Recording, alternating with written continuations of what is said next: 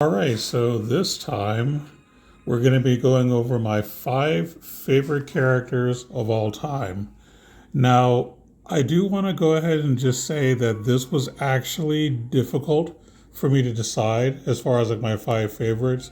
Like there were probably 3 that were just 100% like top 3 no problem, but the last 2 slots took me a little bit of remembering, testing, seeing how hype I was when the character released, seeing how often I use them today. Like there was a lot that went into deciding the last 2 slots. Now, when I go over my 5 favorites, it's not going to be in any specific order. Like I don't have like a number one favorite character of all time. Um, there are just certain characters that I like above all others that I use in content consistently, whether it be to fight bosses, maybe to do arena. But what I will be doing, because there are a lot of other characters that I do want to shout out. Well, I'll say maybe like a couple of characters that I'm probably going to shout out after my top 5 as an honorable mention, just because there are a lot of interesting, unique units that deserve to get a shout out, even if they don't make my top 5. So after I do my 5 favorites, I'll do maybe 2 or 3 honorable mentions, and then that'll probably be the video. So let's get started. So today we're going to start with Reyna. So she is my favorite support character to use in terms of a good healer, a good SCT battery, all kinds of stuff. Like she is really good at keeping the team alive. I use her in every single boss fight that I do. I use her in arena. I just constantly use her. Now, if you don't have Reyna and you have Spirit Man and Etheria, I think you're fine. Like you're not 100% missing out if you don't have Reyna. But uh, I actually like the game that Reyna comes from. So to represent the game that I like, I'm gonna, use her instead. And she does have a few minor things that I like over Etheria, but it's nothing worth saying one's better than the other. This is more of just a personal preference for myself. So those of you that have been watching my videos for a while probably know that she has to be in my top 5. So Lila, she is the best mage in the game as far as offensive magic. She can cast naturally all but one element. All of her spells do double the hits. She has a way to debuff their attribute weakness. She's honestly just a total package. So she debuffs, she buffs, because she has a charisma and an anima. Just tons of damage. If you want to use the one element she doesn't have, it's an easy slap on. You don't have to do too much to make her good because she's naturally good as is. But yeah, if you're looking for like the ultimate like magic damage character, look no further than this character. I don't think there's any other character that can really compare. The closest comparison you're going to get is maybe Linnaeus, because he basically does the same thing. The main difference with Linnaeus is his debuffs are a little bit different, but still good. And he doesn't do light or dark damage naturally. But he's still a very solid mage. But Lila definitely takes it from me. Not only do I use her in many of my boss fights and just to clear maps in general, I also use her in arena as well. And you're also going to probably see a pattern that a lot of these characters that are in my top 5 are characters that I've maxed out their SC. If there's a character I really like a lot, I will go out of my way to use those prisms to get as much SC as possible and max them out if I can. And this is definitely one of those characters that's worth it. All right, so let's talk about Summer Sarah. When she came out, she's easily my favorite summer unit of all time. And a lot of the summer units in Last Cloud have been very good. So that's saying a lot because a lot of their summer characters have always been just great. I don't know if I've ever been really disappointed in any summer unit that's ever come out, but she's easily my favorite in the summer category, or I should say seasonal. But the thing about her that I like is that she's the kind of physical DPS character that is not required to be in their face to do damage. You can just sit her across the end of the map and just start firing over and over and over. And because she doesn't have to move, it's also easy for her to be an SCT battery as well. Because once you run out of skills, you can just use Goddess Kiss to get your MP back, and then cast like well, I think I have, what do I have on her?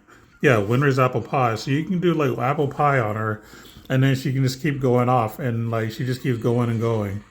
Really, really strong. On top of all that, she has an anima that lowers both earth and ice resistance, which basically makes her teams very diverse. And if you really want to like get on the sniping part of it, you can put her and like Shift Foul on the team and just go to town. And she has other debuffs as well that can be helpful. I believe she has High Drain or Giga High Drain, something like that. Let me just go to my sets only. Whoops. What did I do here? There we go. I'm not sure what happened, but anyway, we have Giga High Drain is what she naturally has, which lowers all defense by 35%. So that helps you to deal more damage. I also give her Giga Weak just make sure the elements are reduced low enough to deal damage, and then of course Flame Circle as well to make sure that there's enough ice weakness to where even if they're highly resistant, I can still get in there for damage, get my Goddess Kiss procs, and just keep going.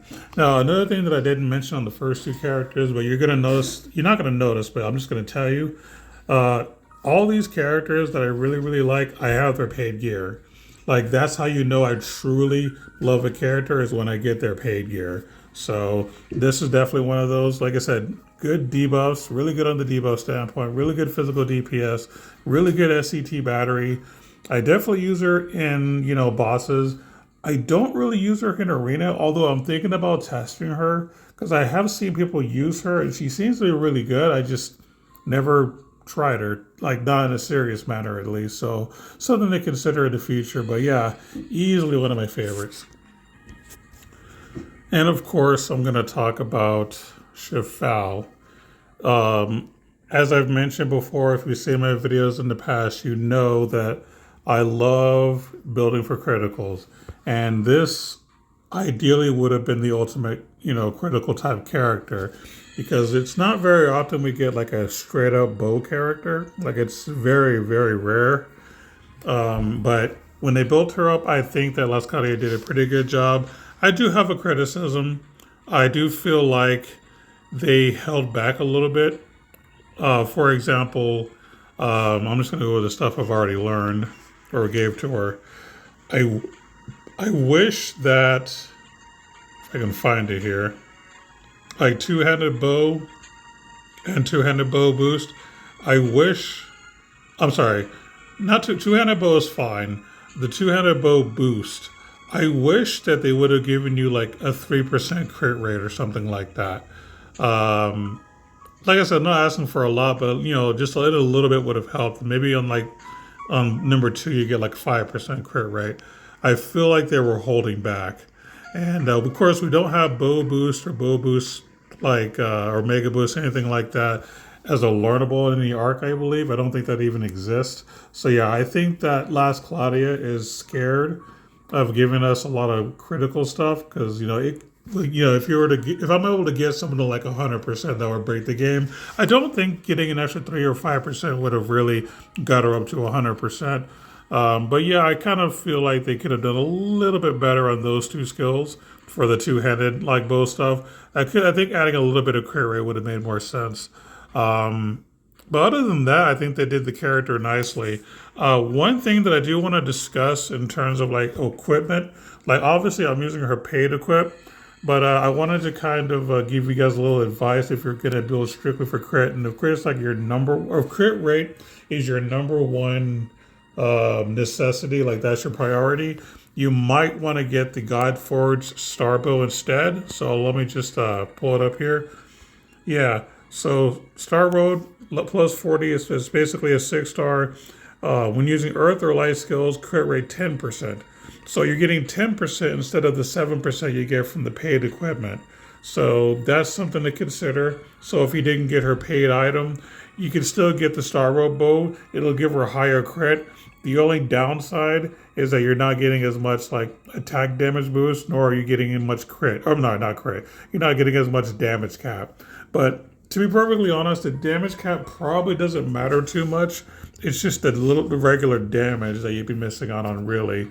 But I would say probably increasing your crit rate by another 3% might be worth just using the Godforge Starbow. So just something kind of for you guys to think about. But either way, this is a great character. She gets lots of boost when you are hitting and with your Earth weak enemies. Hitting with criticals also is a big deal. I think if you do like anti-type stuff, there's a little extra help you get. She gets boost for fighting bosses. Like, she's just the total package. And the funny thing is, she's not even a Descent of Heroes. She's like a regular, normal, free unit, if you will, on the general pool. But I would say she's the best one, at least in my opinion, that I have. But super duper good. Just had to talk about her. And the last of my favorite characters of all time is going to Shift Eliza.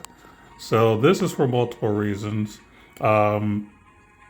But I will say that in terms of her usability, she was amazed that dropped that in terms of characters that are like focused on one element that are magic users, she's just absolutely my favorite out of all of them. She has so many passives that just help her deal more and more damage for fire.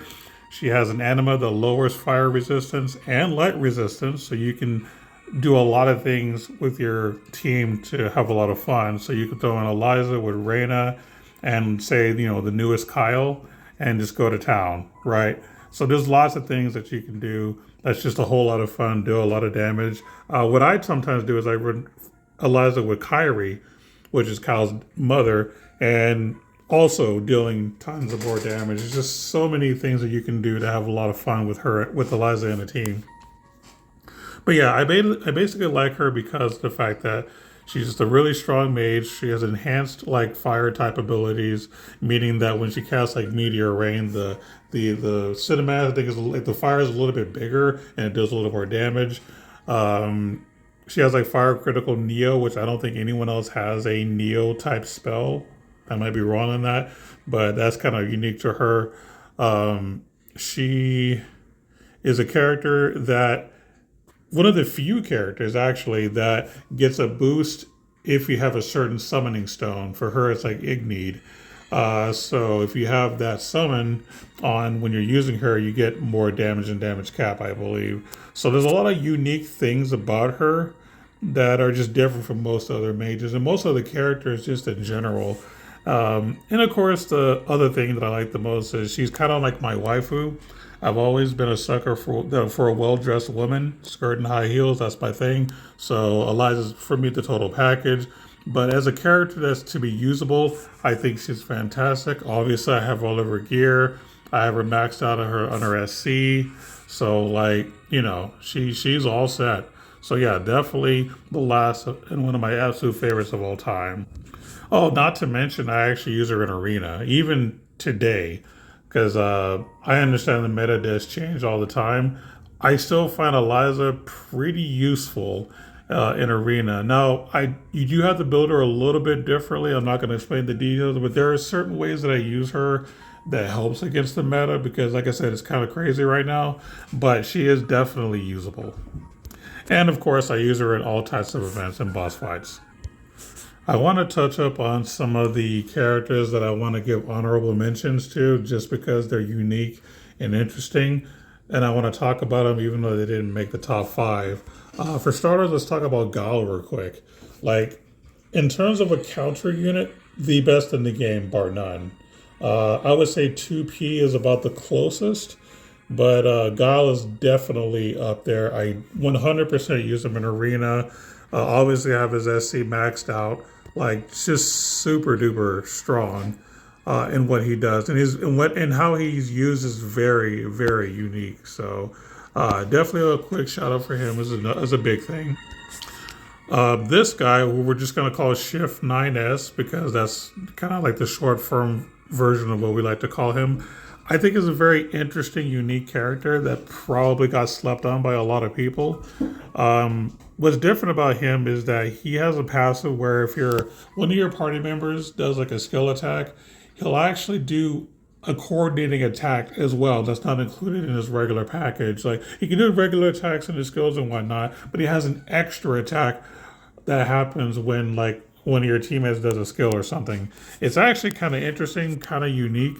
And another thing that I like about him too is he has a passive that gives everybody a damage cap bonus based off of like the numerous number of enemy types. Like whatever the type of enemy that has the most of, you'll get the boost for your entire team. It's not even something that's like on a charisma or anything. It's just a natural passive, which is pretty cool. Also helpful in boss fights as well.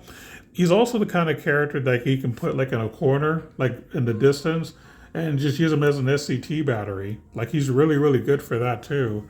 Building him is a bit different because of his playstyle. You wouldn't build him as your regular typical physical DPS character. But I think he's very, very interesting for sure. Also, want to shout out my girl Melee. I like all three of her forms, her regular and her Tusha. I think they're all like super good. But as far as like the main one here, the Archbeing one, which is the latest one, what I like about her is that she has a passive that automatically does like an Anula Mouth type of thing. Like it's not a spell you cast, you just naturally do it as a trait where it just lowers them for like the start of battle. And then once so many seconds pass, then you can recast a little Anula Mouth if you need to. But basically, she's a status character. Her skills can add statuses. Her basic attack can add statuses. She gets damage and damage cap based off the number of statuses. Plus, she does a whole extinguinate debuff, which also helps her do a lot of stuff. The only reason that I'm not like super hype on her as I'd like to be is that in certain boss fights, some of them are just completely immune to status effects, like +3. So when you see something like that, she just becomes useless to a degree. The only argument against that would be that she does have a good package in terms of crit and slayers. So that would be the way to kind of get around that. But other than that, I would just say she's still a solid unit, lots of fun, definitely unique in the whole like providing status elements, and she's just really cool. And my final shout out is going to be Alice. However, I'm mainly talking about her third and second, well, actually, our first three forms, in all honesty. Although I guess all four of them are pretty solid. But I've always liked Alice from start to finish. She's one of those characters that all of her shift forms are just amazing, just like Melee. The thing that made original Alice so good in the past is that her special could do lots of damage, a lot of damage cap, and you could abuse that in the Tower of Trials to basically clear it pretty quickly. That's what I used to do as an old school strat for Tower of Trials, is I would just charge up Alice's specials super quick with like War of Ruin or whatever other stuff that I had, and just constantly do specials. And then you can use a sword that basically ignores resistance and just deal all the damage in the world. Super good. As far as the second version of Alice, she's kind of an all-rounder where she can actually do pretty good physical DPS, but her special can do a significant amount of damage. The difference is the first one could do everybody. The second one can only do one enemy at a time in terms of the special, but was super solid either way. The third form was like what I consider the ultimate special form because she can hit everybody, and the damage was just super, super duper high. And of course, I used her in Tower Trials to quickly get some clears, like super strong. Like if you know how to build for special damage, you can clear a lot of Tower Trials like super easy. Now the fourth one I don't play as much, but I do like her. She's very different. I don't use her for her special at all. She's more of a support DPS to a degree. She has a little field that gives everybody a boost, but she can do damage too. But even though I consider her like not as interesting as the other, I still like her a lot. And she's the first and only legitimate Valentine character. It's because she actually has a Valentine look to her. So, gotta give them a quick shout out. And that's going to do it for some of my favorite units of all time. So hopefully you got some interesting information, got an insight of what kind of characters I enjoy and why. And I'm curious to know who are some of your favorites. Even if you don't have a top five, you have like a top three, I'd be interested to know of what some of your favorites are. Until next time, keep gaming. We'll see you later. Bye.